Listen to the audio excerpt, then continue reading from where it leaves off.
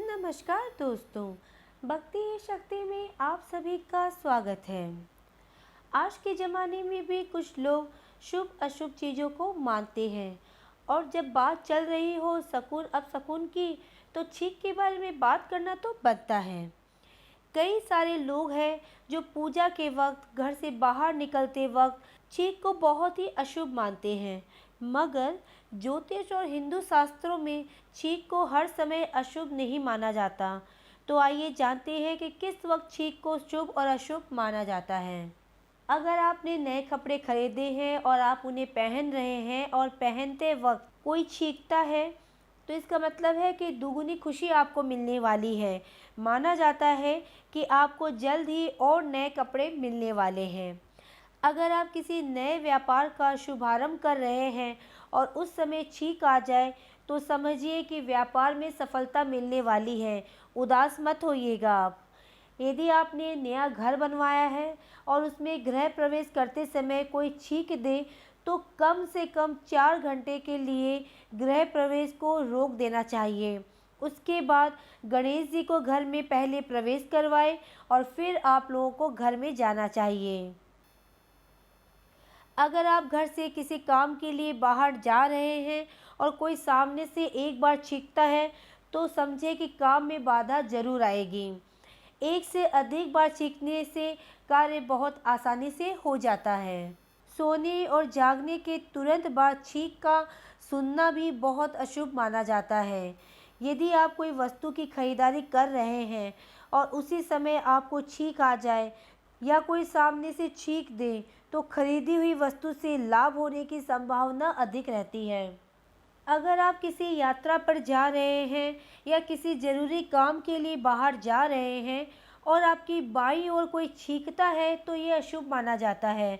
हो सके तो घर से उस टाइम नहीं निकलना चाहिए, कुछ देर रुक जाना चाहिए।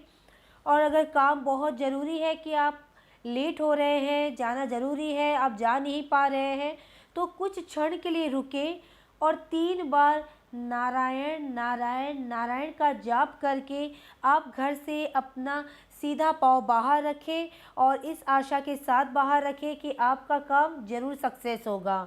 उसके बाद आप निकलते वक्त जैसे ही आपने सीधा पाँव बाहर रखा, निकलते ही आप ओम गंग गणपते या श्री गणेशाय नमः का जाप कर ले तो चाहे छींक हो या कुछ भी हो, आपको कार्य में सफलता मिलने से कोई नहीं रोक सकता। मेरी तो दोस्तों एक तरह से आदत ही बन गई है। मैं बाहर जैसे ही निकलती हूँ, सीधा पाँव बाहर रखती हूँ, पहले गणेश जी का नाम लेती हूँ, फिर अपनी बजरंगबली को याद करती हूँ और फिर मैं बाहर निकलती हूँ। यदि आप परीक्षा देने जा रहे हैं या दे रहे हैं, उस समय कोई पीछे से छींक रहा है तो परीक्षा में असफलता मिलने की संभावना ज़्यादा हो जाती है। किसी मरीज को अस्पताल ले जाते वक्त या दवा खरीदते समय छींक आ जाए तो समझिए कि जल्दी ही मरीज स्वस्थ होने वाला है। भोजन करने से पूर्व छींक आने पर अशुभ माना जाता है। यदि इसी समय कोई दूसरा छींके तो किए हुए भोजन से स्वास्थ्य खराब हो जाता है। शुभ कार्य करते वक्त अगर छींक आ जाती है तो माना जाता है कि काम के पूरा होने में बाधा आ सकती है, लेकिन अगर एक छींक के बाद दूसरी छींक आती है तो ये शुभ माना जाता है। किसी भी धार्मिक स्थान या पूजा स्थान पर नहीं छींकना चाहिए। कोई धार्मिक अनुष्ठान चल रहा है या कोई पूजा पाठ चल रहे हैं, आरंभ करते समय अगर छींक आ जाए तो अनुष्ठान के पूरा होने में समस्याएं आती हैं। किसी रिश्तेदार के घर जाते समय अगर बाईं छींक आ जाए, बाईं तरफ से छींक आए तो इसे अशुभ माना जाता है। ऐसे में यात्रा को रद्द कर देना चाहिए।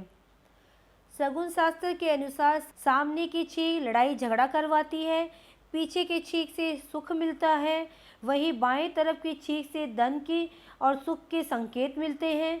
दाईं तरफ की छींक से धन हानि का सूचक होता है। ऊंची छींक उत्तम मानी जाती है, नीची छींक दुख का कारण बनती है। बड़े बुजुर्गों के मुंह से आपने कई बार सुना ही होगा कि पीछे से छींक दिया अब काम नहीं बनेगा, मतलब कि अब शगुन होगा। लेकिन मेडिकल साइंस में छींक आना एक सामान्य क्रिया है।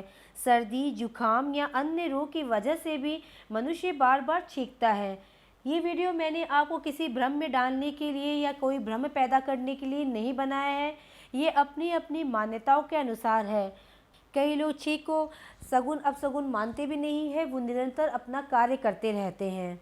दोस्तों, आपने छींक माता की कहानी भी सुनी होगी। मैं आज वो कहानी आपके साथ शेयर करती हूँ।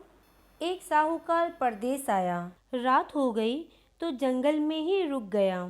वहाँ एक सर्प ने पूरी रात उसकी रखवाली की।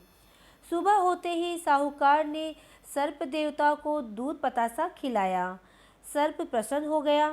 सर्प देवता को हुक्म हुआ कि किसी को डस कर आना है। सर्पिणी कहने लगी, मैं भी आपके साथ चलूँगी। सर्प बोला कि मैं तुम्हें कहाँ कहाँ लेके घूमूं, तुम यहीं रहो। सर्पिणी बोली, मेरे आगे लक्ष्मण रेखा खींच के जाओ, दूसरे सर्प का आना मुझे पसंद नहीं है। सर्प देवता लक्ष्मण रेखा खींच कर गए और थोड़ी देर में दूसरा सर्प आया। सर्पिणी उसके साथ हंसी मजाक करने लगी। सर्प देवता के आने का समय होते ही वह भीतर जाकर सो गई। ये सब चीज़ें साहूकार देख रहा था और उसे गुस्सा भी बहुत आया।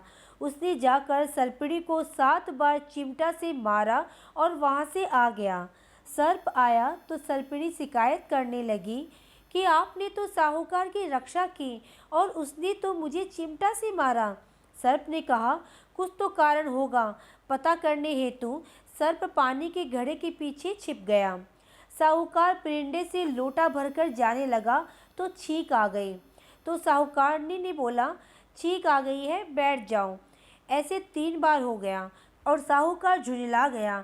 रात को तो सर्पिणी की लीला देखी ही थी, यहाँ घर पर तुम्हारी बातें और सुनो, औरतों को कितनी बातें आती हैं। ऐसा कहकर वह साहूकारनी को रात वाली बात सुनाने लगा कि सर्प देवता ने मेरी सारी रात रखवाली की तो मन प्रसन्न हुआ। सर्पिणी का नाटक देखा तो गुस्सा आया और मैंने उसे 7 बार चिमटा से भी मारा। इतनी बात सुनते ही सर्प बाहर आ गया और प्रसन्न होकर बोला, साहूकार, मांग, क्या चाहता है तू? उसके पुत्र नहीं था तो साहूकार ने पुत्र मांगा। सर्प ने उसे आशीर्वाद दिया और घर जाकर क्रोध में सर्पिणी की नाक काट दी। इस प्रकार छींक का नियम रखा तो साहूकार को पुत्र प्राप्त हुआ। छींक आ जाए तो छींक का नियम रखना और तुरंत शुभ काम नहीं करना। खोटी की खरी, अधूरी की पूरी। ये थी छींक माता की कहानी। आज की वीडियो में बस इतना ही। अगर आपने अब तक मुझे सब्सक्राइब नहीं किया है तो सब्सक्राइब जरूर करें, कमेंट और लाइक करना ना भूलें। इसी कामना के साथ कि आप हमेशा खुश रहें, स्वस्थ रहें। नमस्कार।